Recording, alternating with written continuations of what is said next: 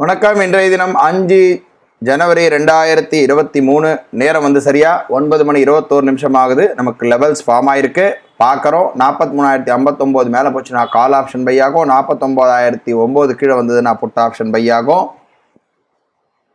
Market இடையில இருக்கு, கொஞ்சம் வெயிட் பண்ணி பார்ப்போம்.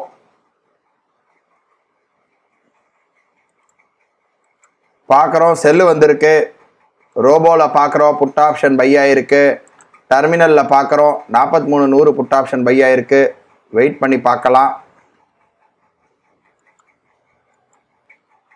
பார்க்குறோம் நல்ல ஃபால் வந்திருக்கு. ஒரு 2 லாட் வந்து கட் பண்ணிடுச்சு. ஒரு லாட் வந்து ஒரு ஹாஃப் வந்து கட் பண்ணியிருக்கு. ஆர்டர் புக் பார்க்குறோம். எடுத்த உடனே ஷார்ட் டார்கெட் வச்சு இன்னும் ஒரு லாட் இருக்குது. 2,200 கிட்ட ப்ராஃபிட் இருக்குது. வெயிட் பண்ணி பார்ப்போம். 3,000 ஆட்டோமேட்டிக்காக வந்ததுன்னா கட் ஆகிடும். வெயிட் பண்ணி பார்க்கலாம்.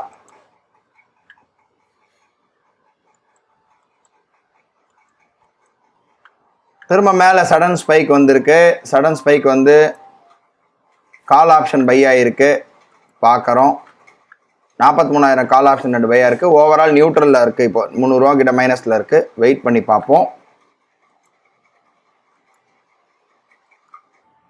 கால் ஆப்ஷன் ஸ்டாப் லாஸ் ஹிட் ஆகிடுச்சு. பார்க்குறோம் பொசிஷன் எதுவும் இல்லை. எம்டிஎம் வந்து -888 இருக்குது. இன்னைக்கு மார்க்கெட் வந்து ரொம்ப மிக வேகமாக மேலே கீழே போயிட்டுருக்கு.